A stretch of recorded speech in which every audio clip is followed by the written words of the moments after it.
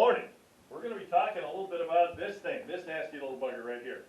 The subjunctive when using the word aunque in a sentence. And this is going to be a little tricky, so please follow along. Okay? Actually, it's not that bad, but I have to say that so that you'll focus at the beginning of the video. Okay, I want to show you these two sentences here. Vamos al parque aunque llueve. Notice that is in the indicative mood. We're going to the park even though it's raining.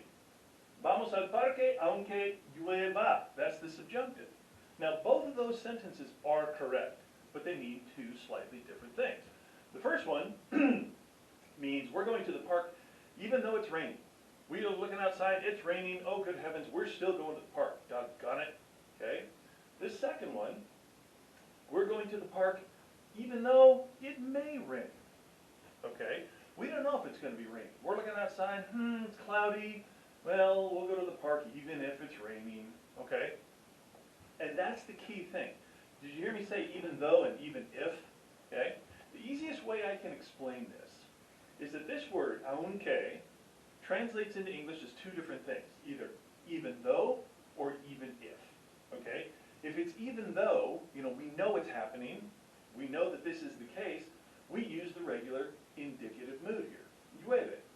Okay? We're going to the park even though it's raining. We know it's raining, done. We're still going, indicative. Okay? It's when we get into this even if something is happening, okay, that's when we're going to use the subjunctive. I'm going to move off to the side here. Okay? This is where we get a little bit more information. Okay? And you really need to have more information before you can determine whether you're going to use the subjunctive or the indicative. All right? In this first one, it says, está lloviendo. It is raining. We're going to go to the park even though, indicative, even though it's raining. Okay? This second one, hey, what's the weather like? Well, we're going to go to the park even if it's raining. We don't know what it's like. Okay? So we use the subjunctive mood. All right? Now, 100 years ago in English, okay, we had our own form of the subjunctive. We really did. The subjunctive used to exist in English. We've gotten rid of it.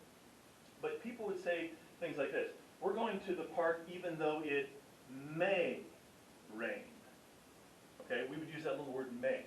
And that was to give that kind of, well, it may not, that kind of uncertainty that is the hallmark of the subjunctive mood. Okay? So if you can think of it in that terms of even if it may, that's when you're going to use the subjunctive. So look for clues in your sentence. Look for clues like this. It is raining. Or, hey, what's the weather like?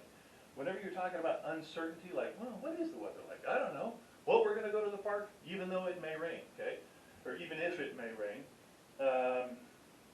That's when you're going to be using this subjunctive mood. Had a student a few years ago. She wrote a sentence. She wrote this sentence, talking about a date that her roommate was going to go on. She said, lo va a besar aunque, and she wanted to know, should she say es fail or sea fail? Should she use the indicative or the subjunctive? So, talking about her roommate is going to kiss him, this guy, even though he's ugly. And I said, well, that's kind of an interesting question. Has she met the guy before? Because that's what's going to determine whether we use the indicative or the subjunctive. So if she's already met him, she knows this guy, and he's just ugly as all get out. Looks like his face caught on fire and someone tried to put it out with a track shoe. Okay, she knows he's ugly. Then we would use the S. Okay, if she's going to kiss him, boy, even though he is just hideous. Okay.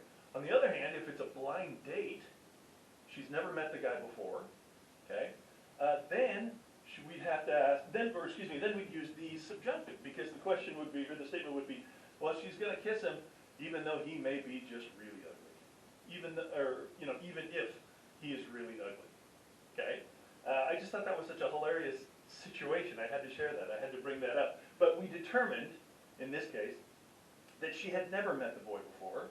Okay, it was a blind date, so she had to use the sea. Okay, which I thought was a great one.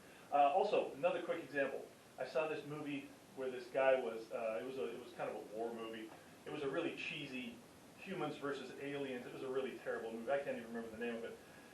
But this guy, very poor actor, takes his gun and he looks at his girlfriend and says, I'm going to attack those aliens even if it kills me.